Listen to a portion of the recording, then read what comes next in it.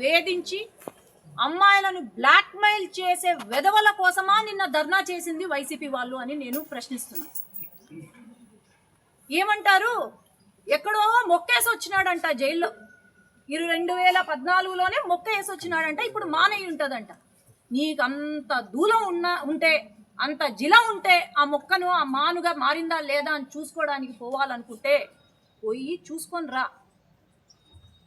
నీకు ఎవరైనా డిగ్రీలు చెప్తారు, అరే నేను ఎంబీబీఎస్ చేసిన, ఎండీ చేసిన, లేకపోతే ఇంజనీర్ చేసినానని. వీళ్ళు ఏంటంటే నేను పుట్టినప్పటి నుంచి జైలే చూసిన, నేను పెరిగిన తర్వాత కూడా జైల్లోనే ఉన్నా, లేదు రిటైర్మెంట్ తర్వాత జైల్లోనే ఉంటాను. ఇదా రాజకీయం అంటే?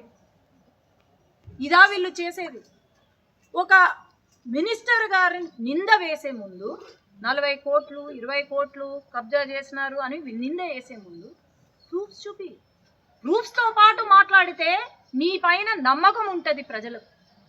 ఒక ఆర్యవైశ్య కమ్యూనిటీకి సంబంధించిన ఒక మినిస్టర్, మనకందరికీ తెలుసు ఈ దేశంలోనే మొత్తం ఆర్యవైశ్యులు ఎవరైనా దేవుడికి భయపడి భక్తి ఉన్న వ్యక్తులు అంటే ఆర్యవైశ్యులు. వాళ్ళు ఎప్పుడూ కూడా ఇటువంటి పని చేయరు.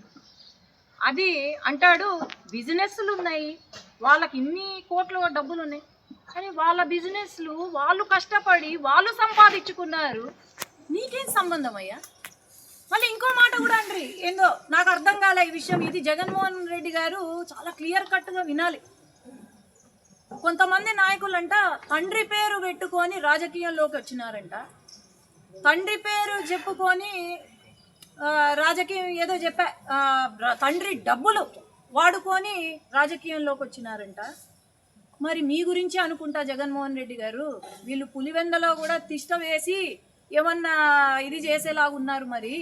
మరి జగన్మోహన్ రెడ్డి గారు వారి తండ్రి పేరు చెప్పుకొని రాజకీయాల్లోకి వచ్చాడు.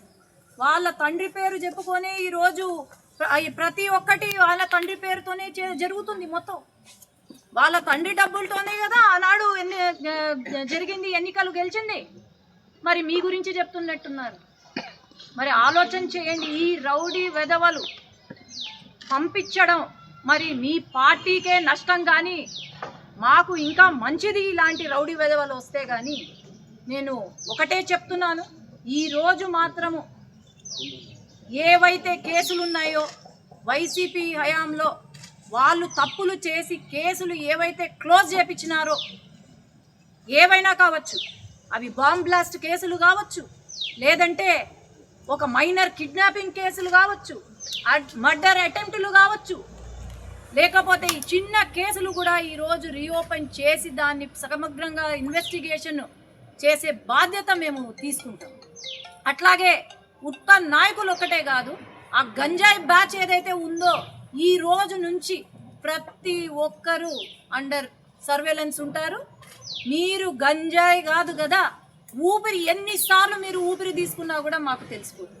ఇప్పుడు కొత్తగా రింగులు వాచ్లు వేసుకుంటున్నారు, హార్ట్ బీటు లేకపోతే అన్నీ తెలుసుకోవడానికి. ప్రతి ఒక్కరి రింగులు వాచ్లు మా దగ్గర ఉన్నాయి, గమనిస్తూనే ఉన్నాము. ఖచ్చితంగా ఇలాంటి వెధవలకు ఖచ్చితంగా ప్రజలే గుణపాఠం చెప్తారని నేను తెలియజేసుకుంటున్నాను.